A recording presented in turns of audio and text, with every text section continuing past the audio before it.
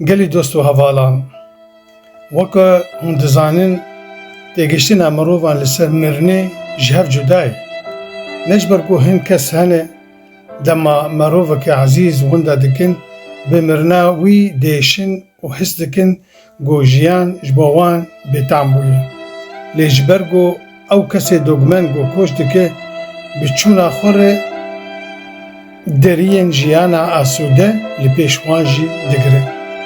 Mirovên ku bi mirina Rizoyê Osê re hes kirin ku deriyê sohbeta xweş, heval û hûrgirtiya rastteqîne û şêrîn li ber wan hate girtin, piraniya dostî û hevalê wî bûn. Bi kêmanî ev rewşa min bû jî, dema hest û ramanên tehl ez girtim û dorpêç kirin.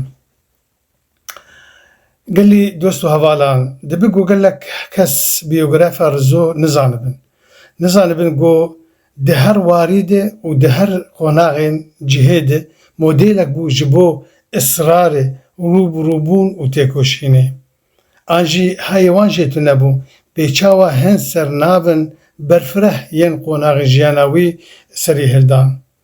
Rizo di nav nivîs, çîrok û afirandinên xwe de gelek belgenên bi rûmet, hizr û ramanên bilind, nûjen û giranbiha li şûna xwe hişt.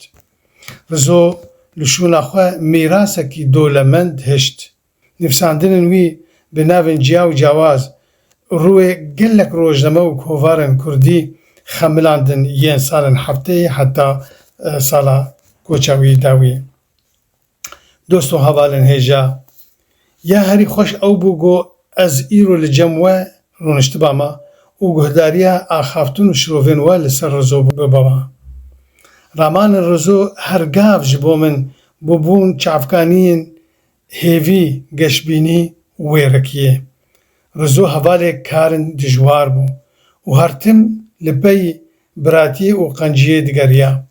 Bê etlayî dixebitî ji bo xizmeta miletê xwe, zimanê wî, mêjuwa wî, tora wî, xizmeta mirovên wî yên dûr û nêzik, biçûk û mezin.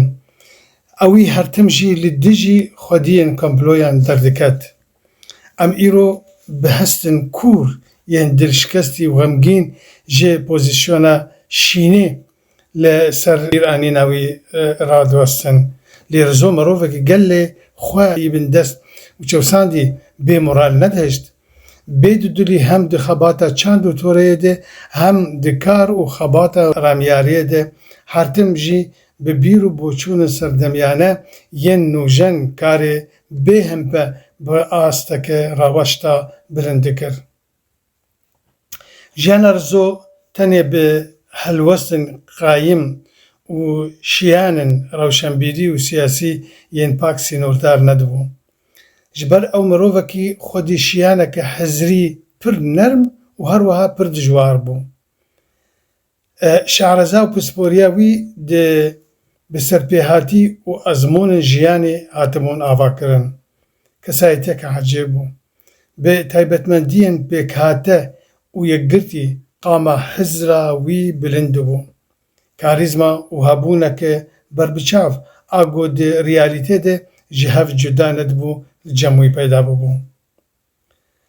Divê em li ser hevalê xwe Rizo negirên. Şanaziyeke mezin e hem ji bo wî û hem ji bo me hemûwan ku em îro hizr, fikr û reweşta asta reweşta wî ya mirovane nas dikin û dihêlin zindî bimînin nam me de. Canê Rizo wê her û her sax be di nav miletê wî de.